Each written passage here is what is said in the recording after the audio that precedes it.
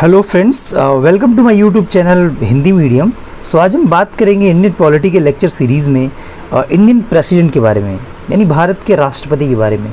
ये हमारा भारतीय संविधान का तीसरा लेक्चर है। अगर आपने इससे पहले 2 लेक्चर मेरा देखा नहीं है तो प्लीज़ आप हमारे इस चैनल हिंदी मीडियम के प्लेलिस्ट में जाएं और प्लेलिस्ट में भारतीय संविधान के नाम से मैंने एक प्लेलिस्ट बना रखा है जिसमें ऑलरेडी हम लोग 2 लेक्चर कवर कर चुके हैं। जिसमें फर्स्ट लेक्चर में अगर बात किया जाए तो हमने भारतीय संविधान सभा के बारे में बात किया था और सेकंड लेक्चर में स्टूडेंट हमने फंडामेंटल ड्यूटीज़ यानी मौलिक कर्तव्य के बारे में बात किए थे।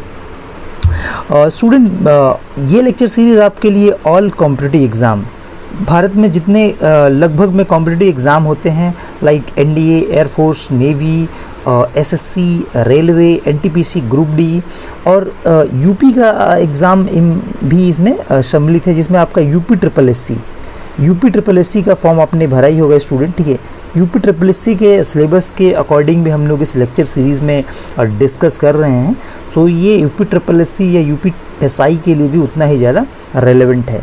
यूपी एसआई की भी अगर आप प्रिपरेशन कर रहे हैं तो ये लेक्चर सीरीज़ उतना ही इम्पॉर्टेंट है। तो स्टूडेंट, अगर आप हमारे इस चैनल पे पहली बार आए हैं तो प्लीज़ हमारे इस चैनल को सब्सक्राइब करें, लाइक करें और इस वीडियो को अपने फ्रेंड सर्कल में ज़रूर शेयर करें ताकि उन्हें भी इस वीडियो लेक्चर सीरीज़ का बहुत ज़्यादा बेनिफिट्स हो सके, ठीक है। सो स्टूडेंट, टाइम को बहुत ज़्यादा वेस्ट ना करते हुए चलिए शुरू करते हैं आज का लेक्चर भारतीय संविधान के मुख्य पद राष्ट्रपति के बारे में। तो चलिए स्टूडेंट शुरू करते हैं आज का ये लेक्चर सीरीज़ इंडियन प्रेसिडेंट यानी प्रेसिडेंट ऑफ इंडिया, भारत के राष्ट्रपति। अगर फर्स्ट पॉइंट की बात किया जाए तो भारत का राष्ट्रपति देश का प्रथम नागरिक होता है। देखिए, जो भी जिस समय काल में देश का राष्ट्रपति होता है, जैसे आज के टाइम में मिस्टर रामनाथ कोविंद हमारे भारत के राष्ट्रपति हैं, तो वो भारत के प्रथम नागरिक को रिप्रेजेंट कर रहे हैं, यानी भारत के प्रथम नागरिक का दर्जा बेसिकली हमारे प्रेसिडेंट साहब को मिला है, ठीक है। तो राष्ट्रपति भारत का प्रथम नागरिक होता है। अगर सेकंड पॉइंट्स की बात किया जाए स्टूडेंट, तो अनुच्छेद 52 के तहत संविधान में लिखा गया है कि भारत का एक राष्ट्रपति होगा, यानी आर्टिकल 52 ये कहता है कि इंडिया में एक प्रेसिडेंट भी होगा, यानी भारत का राष्ट्रपति भी होगा। अकॉर्डिंग टू आर्टिकल 52 भारत के राष्ट्रपति का पद जो है अनुच्छेद 52 के द्वारा निर्धारित किया गया है। तो याद रखेंगे ये फैक्ट्स स्टूडेंट, ठीक है। और नेक्स्ट अगर देखा जाए तो अनुच्छेद 53 के तहत संघ की समस्त कार्यपालिका शक्ति राष्ट्रपति में होती है। देखिए, आर्टिकल 53 में यही सिंपल लैंग्वेज में कहा गया है कि जो संघ की जो समस्त कार्यपालिका जो पावर है वो बेसिकली प्रेसिडेंट में होगा। बट मैं आपको बता दूं कि राष्ट्रपति के अंदर जो शक्ति है वो बस एक नाम मात्र की है, बल्कि वास्तविक शक्ति हमारे प्राइम मिनिस्टर साहब के पास होती है, ठीक है। इस शक्ति का प्रयोग वह संविधान के अनुसार राइट टू मतलब अकॉर्डिंग टू कॉन्स्टिट्यूशन या स्वतः या अपने अधीनस्थ अधिकारियों द्वारा करेगा। मतलब प्रेसिडेंट के पास ये अथॉरिटी है कि किसी भी काम को वह संविधान के अनुसार कर सकते हैं या स्वयं कर सकते हैं या किसी अपने अधीनस्थ अधिकारियों द्वारा कोई भी काम करा सकते हैं, ठीक है। आर्टिकल 54 की बात किया जाए तो राष्ट्रपति का निर्वाचन के बारे में बात करता है और राष्ट्रपति के निर्वाचन के जो निर्वाचक मंडल है वो डिसाइड करता है आर्टिकल 54 कि इंडियन प्रेसिडेंट के इलेक्शन में कौन कौन से लोग पार्टिसिपेट करते हैं। वैसे स्टूडेंट मैं बता दूं, इंडियन प्रेसिडेंट का इलेक्शन जो होता है वो एक इनडायरेक्ट इलेक्शन है, वो एक इनडायरेक्ट इलेक्शन है, डायरेक्ट इलेक्शन नहीं है, ठीक है। इनडायरेक्ट इलेक्शन भारत के राष्ट्रपति का अप्रत्यक्ष चुनाव होता है, प्रत्यक्ष नहीं होता है। इसका मतलब ये है कि हम भारत के राष्ट्रपति को सीधे तौर पे नहीं चुनते हैं, हम किसी दूसरे प्रतिनिधि को चुनते हैं और वो प्रतिनिधि भारत के राष्ट्रपति को चुनता है, ठीक है। चलिए नेक्स्ट फैक्ट्स की तरफ बढ़ते हैं स्टूडेंट, ठीक है। अगला फैक्ट्स है राष्ट्रपति के निर्वाचक मंडल में संसद के दोनों सदन यानी आपको पता है राज्यसभा अपर हाउस यानी उच्च सदन, लोकसभा लोअर हाउस यानी निम्न सदन के निर्वाचित सदस्य। यहाँ पे स्टूडेंट ध्यान दीजिएगा आप यहाँ पे बात किया जा रहा है निर्वाचित सदस्य की। जो इलेक्टेड मेंबर हैं राज्यसभा और लोकसभा में, वो बेसिकली भारत के राष्ट्रपति के चुनाव में भाग ले सकते हैं। और राज्य विधानसभाओं के निर्वाचित सदस्य शामिल होते हैं। तो यहाँ से 3 चीज़ हमें मिला, राज्यसभा के निर्वाचित सदस्य, लोकसभा के निर्वाचित सदस्य और राज्य विधानसभाओं के निर्वाचित सदस्य भाग लेते हैं। ठीक है, ध्यान दीजिएगा। बट 1992 से 17वें संविधान संशोधन किया गया 1992 में, और दिल्ली और पुडुचेरी के विधानसभाओं के निर्वाचित सदस्य भी राष्ट्रपति के निर्वाचक मंडल में शामिल किया गया, यानी भाग लेने लगे दिल्ली और पुडुचेरी के निर्वाचित सदस्य भी। अब सवाल ये है कि सर दिल्ली और पुडुचेरी के सदस्य ही क्यों, बाकी के यूनियन टेरिटरीज़ के मेंबर क्यों नहीं? तो मैं आपको क्लियर बता देना चाहता हूँ, दिल्ली और पुडुचेरी के पास अपना विधानसभा है, इसीलिए वहाँ के सदस्य राष्ट्रपति के चुनाव में निर्वाचक मंडल का काम करते हैं या राष्ट्रपति के चुनाव में भाग लेते हैं। तो यहाँ पे 3 चीज़ याद रखेंगे बेसिकली। राष्ट्रपति के चुनाव में स्टूडेंट राज्यसभा के निर्वाचित सदस्य, लोकसभा के निर्वाचित सदस्य, राज्य विधानसभा के निर्वाचित सदस्य और दिल्ली और पुडुचेरी विधानसभा के निर्वाचित सदस्य राष्ट्रपति के इलेक्शन में बेसिकली भाग लेते हैं। क्लियर है? ये वाला पॉइंट बहुत इंपॉर्टेंट है, ये आपके एग्ज़ाम के लिए बहुत ज़्यादा रेलेवेंट है, बहुत ज़्यादा इंपॉर्टेंट है। ठीक है, राष्ट्रपति चुनाव में मनोनीत सदस्य एवं विधान परिषद के सदस्य भाग नहीं लेते हैं। ध्यान दीजिएगा, जो इलेक्टेड मेंबर होंगे, जो निर्वाचित सदस्य होंगे, राज्यसभा, लोकसभा, दिल्ली, पुडुचेरी और राज्य विधानसभाओं के, यही सदस्य राष्ट्रपति के चुनाव में भाग ले सकते हैं। जो मनोनीत सदस्य वो भाग नहीं लेंगे। जैसे लोकसभा में 2 मनोनीत सदस्य होते हैं एंग्लो इंडियन, राज्यसभा में 14 मनोनीत सदस्य होते हैं और विधानसभाओं में 1-1 मनोनीत सदस्य होते हैं अपने अपने विधानसभा से। तो ये सारे मेंबर राष्ट्रपति के चुनाव में भाग नहीं लेंगे। जो चुन के आया रहेगा लोकसभा और राज्यसभा में, राज्य विधानसभा में या लोकसभा में या दिल्ली और पुडुचेरी विधानसभाओं में, वही बेसिकली राष्ट्रपति के चुनाव में भाग लेते हैं। ठीक है, अगर अगले पॉइंट की बात किया जाए तो राष्ट्रपति का जो चुनाव होता है ना, वो आनुपातिक प्रतिनिधित्व, एकल संक्रमणीय मत और गुप्त मतदान द्वारा होता है। यानी इसको बोलते हैं स्टूडेंट एकल संक्रमणीय गुप्त मतदान द्वारा। ठीक है, भारत के राष्ट्रपति का चुनाव इस मेथड से होता है। आप ध्यान देंगे, भारत के राष्ट्रपति के चुनाव मैंने अभी बताया आपको इनडायरेक्ट इलेक्शन है। ठीक है, इनडायरेक्ट इलेक्शन है ये। ठीक है, इनडायरेक्ट इलेक्शन है, इसको आप ध्यान रखेंगे। ठीक है, राष्ट्रपति चुनाव से संबंधित सभी विवाद की जांच एवं फैसले उच्चतम न्यायालय में होते हैं तथा उसका फैसला अंतिम होता है। अगर राष्ट्रपति के चुनाव के उपरांत या चुनाव के अंतर्गत अगर कोई भी ऐसे विवाद हो, उत्पन्न हो, तो इसका जो सुनवाई होता है वो सुप्रीम कोर्ट में होता है और बेसिकली जो सुप्रीम कोर्ट का आदेश होता है वही फुल एंड फाइनल होता है, फैसला उसका अंतिम होता है। ठीक है, और राष्ट्रपति के चुनाव को इस आधार पर चुनौती नहीं दी जा सकती कि निर्वाचक मंडल अपूर्ण है।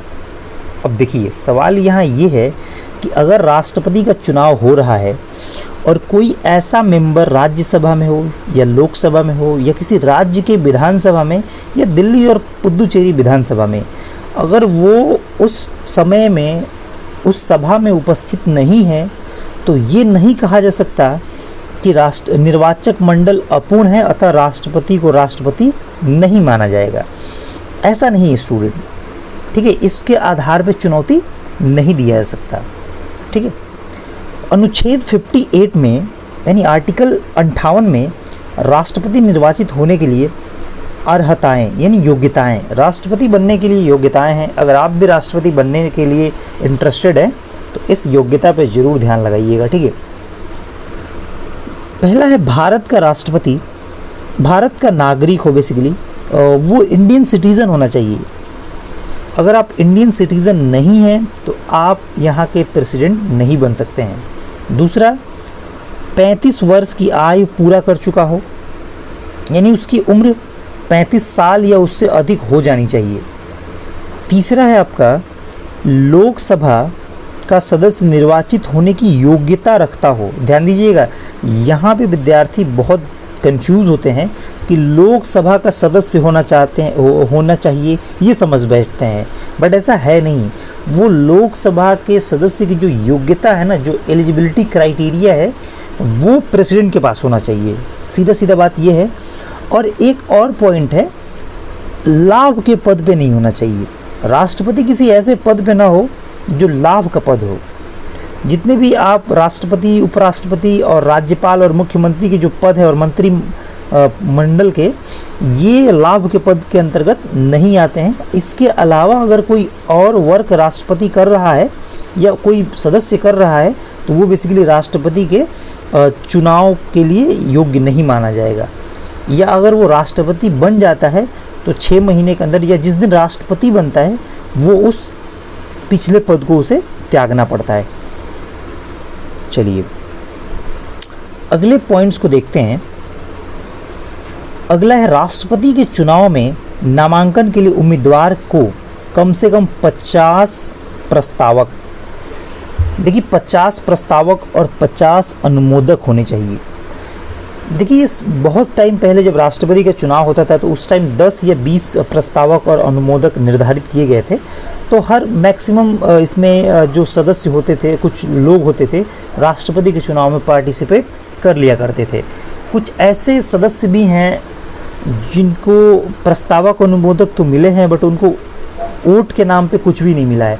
तो इसीलिए संविधान में संशोधन करके 50 प्रस्तावक का मतलब ये हुआ कि जो भी लोग, देखिए प्रस्तावक और अनुमोदक के जो सदस्य होंगे ना, वो बेसिकली राष्ट्रपति के निर्वाचक मंडल से ही होंगे। यानी लोकसभा, राज्यसभा, राज्य विधानसभा और आपका दिल्ली पुदुचेरी के निर्वाचित सदस्य ही प्रस्तावक और अनुमोदक होंगे और कोई दूसरा व्यक्ति नहीं होगा।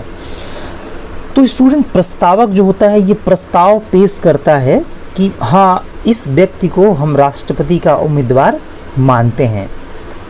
अब ये 50 अलग व्यक्ति होंगे, बाकी के अलग 50 व्यक्ति होंगे जो इस प्रस्ताव को स्वीकार करेंगे कि हाँ, हम आपके प्रस्ताव को स्वीकार करते हैं, हम इन व्यक्ति को राष्ट्रपति के पद की योग्य मानते हैं, अतः यह उम्मीदवार की मतलब ये चुनाव बेसिकली लड़ सकते हैं। तो ये 50 प्रस्तावक अलग रहेंगे और ये 50 अनुमोदक अलग रहेंगे, ये आप ध्यान रखेंगे। जो भी व्यक्ति राष्ट्रपति का चुनाव लड़ता है उसे जमानत राशि के रूप में 15,000 रुपये RBI, reserve bank of India में जमा करना होता है। बेसिकली एक ये रूल है कि अगर आप प्रेसिडेंट के इलेक्शन में पार्टिसिपेट कर रहे हैं या चुनाव लड़ रहे हैं तो आपको 15,000 रुपये इलेक्शन से पहले RBI में यानी रिजर्व बैंक ऑफ इंडिया में जमा करना होता है। यदि उम्मीदवार कुल डाले गए मतों का 1/6 भाग, मतलब जितना भी वोट पड़ा है, अगर उसका 1/6 भाग वो पाने में या प्राप्त करने में असमर्थ है तो उसकी जमानत राशि जब्त कर ली जाती है, यानी RBI के पास ही चला जाता है। अगर आप 1/6 भाग अगर आपको वोट नहीं मिला है, पूरे वोट का 1/6, जैसे एग्जाम्पल के लिए मैं आपको बता देना चाहता हूँ कि अगर सपोज़ करते हैं 90 टोटल वोट है, कुल जो डाला गया है वोट वो 90 है, तो इसका 1/6 कितना हो जाएगा? ये 15 टाइम में कट जाएगा, तो ये 15 हो जाएगा वोट आपका 1/6, 90 का। तो इतना अगर वोट आपको नहीं मिला है, ये एग्जाम्पल जस्ट मैं आपको दे रहा हूँ, ठीक है, तो आपकी जो जमानत राशि है यानी जो 15,000 रुपये जो आपने RBI को दिया था, ये आपकी पैसे को जब्त कर लेगा, यानी मिलेगा नहीं आपको बेसिकली, ठीक है। यहाँ इस सेंस में बात हो रही है। आर्टिकल 56 कह रहा है राष्ट्रपति की पदावधि के बारे में, यानी राष्ट्रपति का पद क्या है बेसिकली, वो 56 में उल्लेख है। याद रखेंगे, एग्जामिनेशन में ये भी चीज़ पूछ लिया जाता है कि भारत के राष्ट्रपति का कार्यकाल किस अनुच्छेद से संबंधित है, तो ये है 56। पद ग्रहण की तारीख से 5 वर्ष, जिस दिन भारत का राष्ट्रपति अपने सिंहासन पे बैठता है, पुराने राष्ट्रपति उस सीट को छोड़ करके नए राष्ट्रपति को जैसे उनको ग्रहण कराते हैं, उस दिन से उनके तारीख शुरुआत हो जाता है और 5 साल तक वह अपने उस कार्यकाल में रहते हैं। स्टूडेंट संविधान में ये भी नियम है कि 5 साल से पहले प्रेसिडेंट का इलेक्शन हो जाना चाहिए, बट अगर किसी कारणवश 5 साल से पहले इलेक्शन नहीं हो पा रहा है तो राष्ट्रपति अगले उम्मीदवार के आने तक यही राष्ट्रपति बने रहेंगे जब तक कि अगला कोई उम्मीदवार ना आ जाए, भले 5 साल से अधिक भी क्यों ना हो जाए। बट नियमतः यही होता है कि 5 साल के अंतर्गत ही इलेक्शन करा लिए जाते हैं, ठीक है। अगले पॉइंट की अगर बात किया जाए तो अगला पॉइंट स्टूडेंट इम्पॉर्टेंट है, आप इसको ध्यान रखेंगे। आर्टिकल 56(1) क में के अनुसार राष्ट्रपति अपना त्याग पत्र, अगर भारत का राष्ट्रपति संतुष्ट नहीं है सरकार से या खुद से, उसको ऐसा महसूस हो रहा है कि हमें त्यागपत्र दे देना चाहिए, तो वो भारत के उपराष्ट्रपति को अपना त्यागपत्र संबोधित कर सकता है। यानी राष्ट्रपति अपना त्यागपत्र उपराष्ट्रपति को देता है और उपराष्ट्रपति अपना त्यागपत्र बेसिकली राष्ट्रपति को देता है, ठीक है। उपराष्ट्रपति इसकी सूचना लोकसभा अध्यक्ष, जो लोअर हाउस यानी लोकसभा के अध्यक्ष होंगे, उन्हें तुरंत देगा। ये आर्टिकल 56 क्लॉज 2 में लिखा गया है, ठीक है। भारतीय संविधान अनुच्छेद 57 राष्ट्रपति पद के लिए किसी व्यक्ति के पुनः निर्वाचन पात्रता निर्धारित करता है। अब इस पॉइंट को हम लोग ध्यान समझते हैं स्टूडेंट, ठीक है।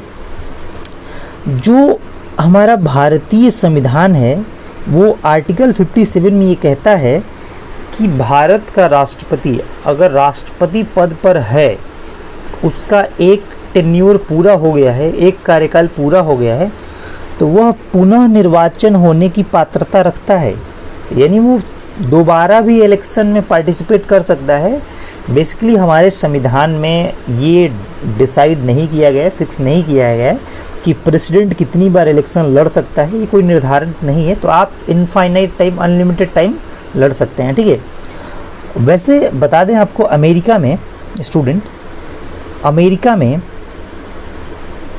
में जो प्रेसिडेंट इलेक्शन होता है वो 2 ही कार्यकाल होता है। अगर आप एक बार आपका कार्यकाल पूरा हो गया तो एक बार आप और प्रेसिडेंट का चुनाव लड़ सकते हैं और रह सकते हैं, ठीक है। जैसे आपने नाम सुना होगा बराक ओबामा, वो भी 10 साल रहे थे, 5+5, ठीक है। उससे पहले भी जो भी प्रेसिडेंट थे मोस्टली 2 कार्यकाल ही उनका होता है, क्योंकि उनके संविधान में ये चीज़ मेंशन है कि आप 2 बार से अधिक प्रेसिडेंट का इलेक्शन नहीं लड़ सकते हैं। बट ऐसा इंडिया में नहीं है। इंडिया में आप कितने भी टाइम राष्ट्रपति का चुनाव लड़ सकते हैं।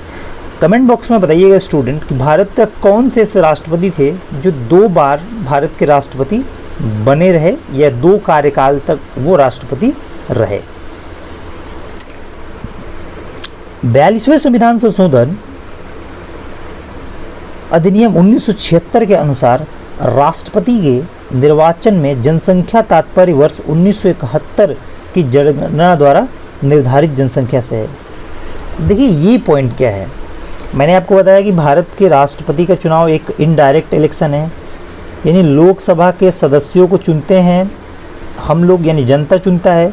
और ये लोकसभा और ये राज्यसभा और ये आपके राज्य विधानसभा और ये दिल्ली और पुदुचेरी के जो सदस्य, जो निर्वाचित सदस्य होते हैं, प्रेसिडेंट के इलेक्शन में भाग लेते हैं। तो बेसिकली इन सदस्य भी तो जनसंख्या के आधार पर ही इनका सीट निर्धारित किया गया है लोकसभा और राज्यसभा में और राज्य विधानसभा में भी। तो ये जो जनसंख्या का निर्धारण है यह 42वें संविधान संशोधन अधिनियम 1976 में किया गया। और आपको मैं बता दूं स्टूडेंट कि 42वें संविधान संशोधन को मिनी कॉन्स्टिट्यूशन कहा जाता है। मिनी कॉन्स्टिट्यूशन कहा जाता है। ये बहुत इंपॉर्टेंट फैक्ट है, आप इसको याद रखेंगे। छोटा संविधान कहा जाता है किस संविधान संशोधन को? तो 42वें संविधान संशोधन को, जो 1976 में हुआ था। और इसी संविधान संशोधन के थ्रू भारत के संविधान में फंडामेंटल ड्यूटीज़ को लाया गया था। अगले अगर पॉइंट की तरफ बढ़े स्टूडेंट, तो अगला पॉइंट है हमारा, बिल्कुल ये देखिए, ये सारे जो मैं क्वेश्चन आपको बता रहा हूँ, सारे जो पॉइंट बता रहा हूँ, इसको मैंने ऑलरेडी PDF के फॉर्म में कर रखा है, ठीक है, ताकि आपको बहुत ज़्यादा प्रॉब्लम ना हो। और ये की पॉइंट्स से स्टूडेंट, अगर आपको कम टाइम में प्रिपेयर करना है इंडियन पॉलिटी, तो इससे बेहतर विकल्प यूट्यूब पे मेरे ख्याल से कहीं नहीं होगा। चलिए अगले पॉइंट को देखते हैं। 84वें संविधान संशोधन 2001 में किया गया और इसके द्वारा वर्ष 2026 तक के लिए निर्धारित कर दिया गया। यानी जो 1971 में जनसंख्या के आधार पर भारत के राष्ट्रपति का जो निर्वाचक मंडल डिसाइड होता था, उसको 2026 तक फिक्स कर दिया गया। यानी 2026 के बाद जो 2021 में जनगणना होगी उसके अकॉर्डिंग अब डिसाइड होगा उसके निर्वाचक मंडल में कितने सदस्य होंगे और कितने नहीं है। बट अभी 2026 तक चलेगा वही पैटर्न। आर्टिकल 59 क्लॉज 1 में यानी 59 के अनुसार यदि संसद किसी सदन का या किसी राज्य विधानमंडल के कोई सदस्य राष्ट्रपति निर्वाचित हो जाता है तो यह समझा जाएगा कि उस सदन में अपना स्थान राष्ट्रपति के रूप में अपने पद ग्रहण करने की तारीख से रिक्त कर दिया है। अब सिंपल सी बात अब मैं आपको समझा दे रहा हूँ। संसद का कोई सदस्य या राज्य विधानमंडल का कोई सदस्य अगर राष्ट्रपति के इलेक्शन में पार्टिसिपेट किया और वह अगर राष्ट्रपति निर्वाचित हो जाता है, मतलब वो राष्ट्रपति बन जाता है, तो वह जिस दिन राष्ट्रपति बनेगा, जिस दिन अपना राष्ट्रपति का पद ग्रहण करेगा, उसी दिन वो जिस भी पार्लियामेंट या लेजिस्लेटिव असेंबली का सदस्य होगा उसकी उस दिन से वो पद रिक्त कर दिया जाएगा। यानी वो पद से मुक्त हो जाएगा और प्रेसिडेंट के पद पर ही बना रहेगा। आर्टिकल 60 में है, आर्टिकल 60 के तहत भारत के राष्ट्रपति को शपथ भारत का मुख्य न्यायाधीश दिलाता है। जो सुप्रीम कोर्ट का जो मुख्य न्यायाधीश होता है वही बेसिकली भारत के राष्ट्रपति को शपथ दिलाता है और इसके बदले में भारत के राष्ट्रपति भी सुप्रीम कोर्ट के मुख्य न्यायाधीश को शपथ दिलाते हैं। याद रखिएगा, एक दूसरे को दोनों ये पद शपथ दिलाते हैं। बट समस्या ये है कि अगर भारत के राष्ट्रपति के शपथ के दिन या शपथ के दौरान या शपथ के समय में अगर मुख्य न्यायाधीश न हो किसी कारणवश, तो कौन शपथ दिलाएगा? ज़रा सोचिए अब दिमाग लगा के। तो उस केस में स्टूडेंट भारत के राष्ट्रपति को जो शपथ है वो सुप्रीम कोर्ट का वरिष्ठ न्यायाधीश दिलाएगा। वरिष्ठ न्यायाधीश, आपको पता है अभी हमारे इस टाइम प्रेजेंट में सुप्रीम कोर्ट में 33+1 एक मुख्य न्यायाधीश और 33 अन्य न्यायाधीश हैं। तो अगर मुख्य न्यायाधीश नहीं है तो वरिष्ठ न्यायाधीश भारत के राष्ट्रपति को शपथ दिलाएगा। ठीक है, अगर अगले पॉइंट के तरफ हम बढ़ें तो अगला आपका जो पॉइंट है ये बात है सैलरी की। वर्तमान में भारत के राष्ट्रपति का जो वेतन है वो 5 लाख रुपए पर मंथ है और मैं आपको बता देना चाहता हूँ बहुत ही साफ शब्दों में कि भारत में सरकारी विभाग में भारत के राष्ट्रपति से ज़्यादा सैलरी अभी किसी को नहीं मिलता है, सुप्रीम कोर्ट के न्यायाधीश को भी नहीं। प्राइवेट सेक्टर में आप इससे 2 गुना, 10 गुना, 20 गुना, 50 गुना, 100 गुना, 1000 गुना तक पैसे कमा सकते हैं। बट भारतीय सरकार में डेमोक्रेटिक सिस्टम यानी सरकारी सिस्टम में, सरकारी तंत्र में इससे ज़्यादा किसी का वेतन नहीं है। तो आप ये पॉइंट याद रखेंगे, 5 लाख रुपए। राष्ट्रपति का वेतन भारत की संचित निधि से दिया जाता है। जो भारत की संचित निधि है उससे बेसिकली भारत के राष्ट्रपति का वेतन दिया जाता है। अनुच्छेद 56 क्लॉज 1 ख के अनुसार राष्ट्रपति पर महाभियोग संविधान के अतिक्रमण के आधार पर चलाया जा सकता है। अब ये महाभियोग शब्द क्या है सर? देखिए, महाभियोग का मतलब ये है राष्ट्रपति को उसके पद से हटाना। अगर राष्ट्रपति संविधान का अतिक्रमण कर रहा है यानी संवैधानिक चीज़ों का या संविधान का दुरुपयोग कर रहा है तो राष्ट्रपति पर महाभियोग को हम लोग बोलते हैं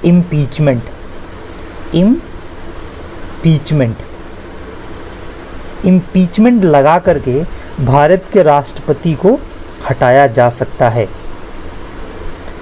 अगर बात किया जाए आर्टिकल 61 के बारे में तो आर्टिकल 61 में ही बेसिकली भारत के राष्ट्रपति का महाभियोग का जिक्र किया गया है, इम्पीचमेंट की प्रक्रिया का उल्लेख किया गया है कि जब भारत के राष्ट्रपति को, भारतीय के संसद को ऐसा लगेगा कि भारत का राष्ट्रपति संविधान का अतिक्रमण कर रहा है। देखिए, अतिक्रमण का मतलब यही है कि संवैधानिक बातों के आधार पर न चलना, संविधान की अवहेलना करना, बेसिकली यही अतिक्रमण है, ठीक है। और अनुच्छेद 61 में ये बताया गया है कि किस प्रक्रिया के द्वारा भारत के राष्ट्रपति पर महाभियोग लगाया जा सकता है। आइए महाभियोग प्रक्रिया को हम लोग ध्यान से समझने की कोशिश करते हैं। देखिए 61 क्लॉज 2 में कहा गया है, इसके अनुसार बेसिकली अनुच्छेद 61(2) के अनुसार महाभियोग का आरोप तब तक नहीं लगाया जाएगा जब तक कि ऐसा आरोप लगाने की प्रस्तावना किसी ऐसे संकल्प में अंतर्विष्ट नहीं है जो कम से कम 14 दिन की ऐसी लिखित सूचना दिए जाने का प्रस्तावित न किया गया हो। देखिए, महाभियोग राष्ट्रपति पर लगाने से पहले संसद के किसी भी सदन के द्वारा 14 दिन पहले भारत के राष्ट्रपति को नोटिस दे देना पड़ेगा कि राष्ट्रपति सर, आपके ऊपर हम महाभियोग लगाएंगे और आपको आपके पद से हटाया जाएगा। तो आपको इसकी सूचना, इन्फॉर्मेशन इंडियन प्रेसिडेंट को 14 दिन पहले ही दे देना है। देखिए, राष्ट्रपति एक संवैधानिक पद है, ऐसा कोई छोटा पद नहीं है कि आप जब मन करे तब हटाओ, जब मन करे तब उनको रखो। तो राष्ट्रपति एक संवैधानिक पद है, एक बड़ा पद है, भारत का सबसे बड़ा पद है। तो इसीलिए ये प्रक्रिया आज लगाया गया है, ठीक है। इस प्रकार 14 दिन की अग्रिम सूचना के साथ ही संकल्प पर सदन की कुल सदस्य कम से कम 1/4। देखिए, जिस सदन से, लोकसभा से भी राष्ट्रपति के महाभियोग का कदम उठाया जा सकता है, राज्यसभा से भी, तो जिस भी सदन से यह उठाया जाएगा कि राष्ट्रपति पर महाभियोग लगाना है, तो उस सदन के 1/4 सदस्यों का हस्ताक्षर होना चाहिए। हस्ताक्षर रहेगा तभी महाभियोग की प्रक्रिया भी शुरू किया जाएगा। आगे देखते हैं इस प्रक्रिया में और क्या इम्पोर्टेंट है, ठीक है। देखिए, 1/4 जब सदस्य हस्ताक्षर कर देंगे तो अनुच्छेद 62(2) के अनुसार यदि राष्ट्रपति की पद की रिक्ति, राष्ट्रपति की मृत्यु, थोड़ा सा मैं आपको इससे पहले बता देना चाहता हूँ कि देखिए 1/4 के बाद इसमें क्या होता है कि ये फिर दूसरे सदन में भेजा जाता है और दूसरे सदन में 2/3 बहुमत से पास किया जाता है। और ये 2/3 बहुमत से पास करने के बाद फिर वो अगर राज्यसभा से उठा है तो लोकसभा में भेजा जाता है, लोकसभा से उठा है तो राज्यसभा में भेजा जाता है। फिर ये अगर चीज़ें पाई जाती है कि राष्ट्रपति संविधान का अतिक्रमण कर रहे हैं तो उनको राष्ट्रपति के पद से हटाया जा सकता है। बट मज़े की बात है स्टूडेंट इसमें कि आज तक भारत के 70 साल के संवैधानिक इतिहास में, 70-72 साल के संवैधानिक इतिहास में किसी भी राष्ट्रपति के ऊपर ये प्रक्रिया लागू नहीं हुआ है, बेसिकली चलाया नहीं गया है, जो कि एक बहुत अच्छी खबर है भारत के राष्ट्रपति पद के लिए, ठीक है। अनुच्छेद 62(2) के अनुसार यदि राष्ट्रपति पद की रिक्ति, राष्ट्रपति की मृत्यु, अगर राष्ट्रपति की मृत्यु हो जाए, पद त्याग कर दे, पद से हटाए जाने के कारण हुई है, तो पद रिक्ति को भरने के लिए निर्वाचन रिक्ति होने की तारीख के पश्चात यथाशीघ्र और प्रत्येक दशा में 6 माह के बीतने से पहले, यानी अगर भारत के राष्ट्रपति के पद रिक्त होता है, खाली होता है उसके मृत्यु के कारण, उसके पद के त्याग के कारण या उस पर महाभियोग लगाए जाने के कारण, तो उसकी इस रिक्ति को 6 माह के अंदर ही भर लेना है। राष्ट्रपति का नया चुनाव करा करके 6 माह के अंदर ही भर लेना है, ठीक है। यदि मृत्यु, त्यागपत्र अथवा हटाए जाने की स्थिति में राष्ट्रपति का पद रिक्त हो यानी खाली हो, तो उस समय काल के लिए भारत का उपराष्ट्रपति राष्ट्रपति का पद बेसिकली संभालता है। देखिए, जैसे किसी भी टीम में कैप्टन होता है, वाइस कैप्टन होता है, वाइस कैप्टन कैप्टन का सपोर्टर होता है, सपोर्ट करता है, उसी प्रकार भारत का उपराष्ट्रपति भी है, ठीक है। तो ये उपराष्ट्रपति तब तक उस पद को संभालता है। बट एक बड़ा ही इम्पॉर्टेंट यहाँ पे बात आपको मैं बता दूँ कि इंडिया में क्या है, भारतीय संविधान के अनुसार उपराष्ट्रपति 6 महीने तक ही राष्ट्रपति का पद संभालेगा, यानी कार्यवाहक राष्ट्रपति कहलाएगा। बट सवाल ये है कि अगर अमेरिकी अगर हम संविधान की बात करें तो अमेरिका में अगर राष्ट्रपति की मृत्यु हो जाए, त्यागपत्र दे दे या हटा दिया जाए, तो जितना समय शेष काल बचा रहेगा उस समय शेष काल में उस अमेरिका का उपराष्ट्रपति चलाएगा राष्ट्रपति का पद। बट भारत में ऐसा नहीं है। 6 महीना तक उपराष्ट्रपति राष्ट्रपति का कार्यवाहक बन सकता है, बट 6 महीने के अंदर ही राष्ट्रपति का चुनाव होता है और उस दिन से नया राष्ट्रपति पद ग्रहण करता है।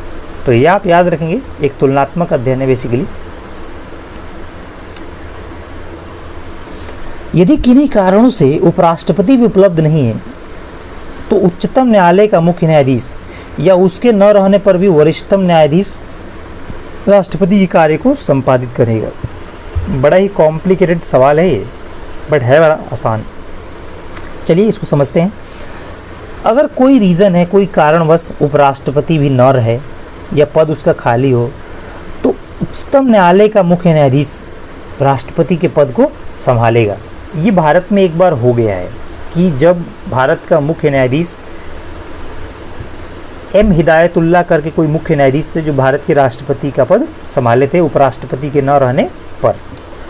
बट अगर मुख्य न्यायाधीश भी न रहे तो वरिष्ठतम न्यायाधीश राष्ट्रपति के कार्य को संपादित करेगा। देखिए, जब भी कार्यवाहक राष्ट्रपति का काम करेंगे, या तो उपराष्ट्रपति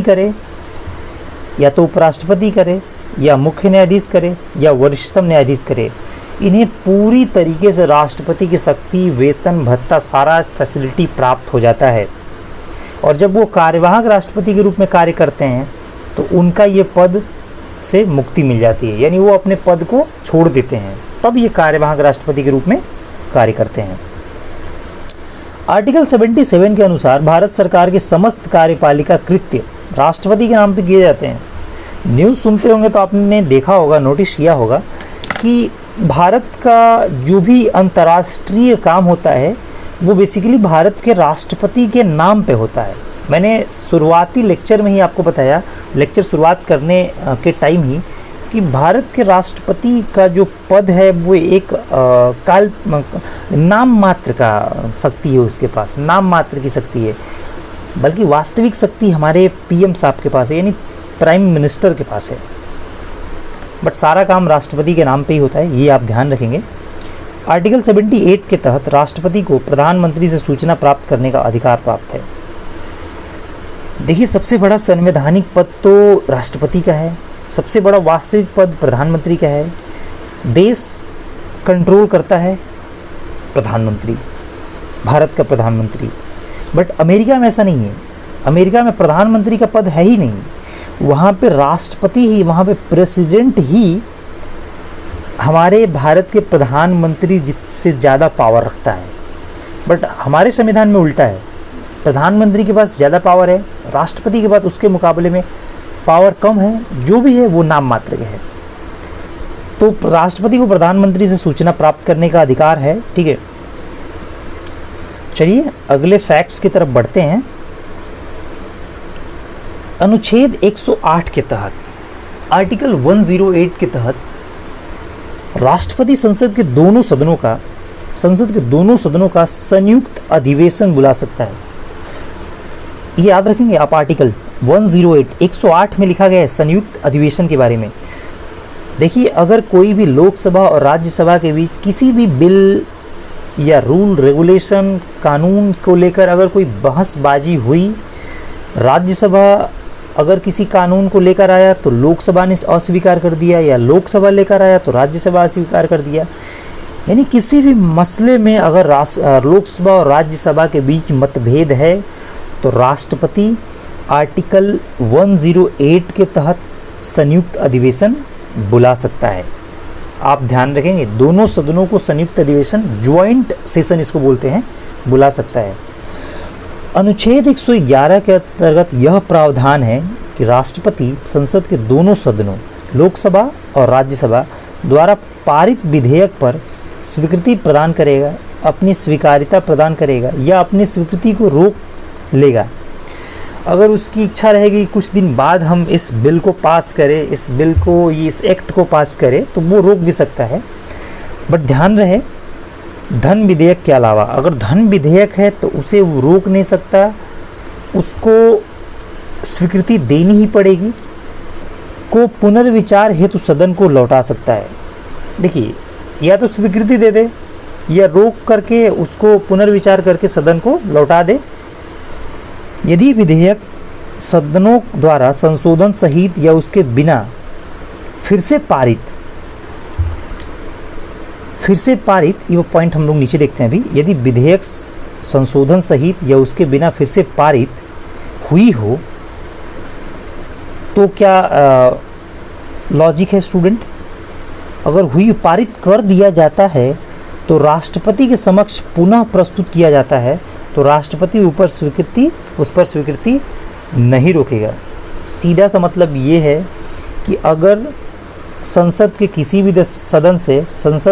भी सदन से प्रेसिडेंट के पास अगर ये बिल आया है तो प्रेसिडेंट साहब एक बार या तो उसकी स्वीकार्यता पूरी कर सकते हैं या पुनर्विचार के लिए लौटा सकते हैं। ध्यान दीजिएगा, धन विधेयक रहेगा तो उसे पुनर्विचार के लिए भी लौटाया नहीं जा सकता है, उस पर स्वीकृति प्रेसिडेंट को देनी ही देनी है।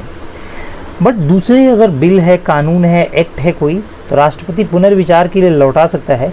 बट अगर वह राष्ट्रपति के समक्ष पुनः प्रस्तुत किया गया है तो वह स्वीकृति से नहीं रुकेगा, उसे स्वीकृति देनी ही होगी। राष्ट्रपति के पास कोई चारा नहीं है। राष्ट्रपति धन विधेयक को पुनर्विचार के लिए नहीं लौटा सकता है। ये इंपॉर्टेंट फैक्ट्स है स्टूडेंट कि अगर धन विधेयक है तो पुनर्विचार के लिए राष्ट्रपति लौटा नहीं सकता है, उसे स्वीकार्यता देना ही पड़ेगा। वस्तुतः धन विधेयक सदन में राष्ट्रपति की पूर्व अनुमति से ही प्रस्तुत किए जाते हैं।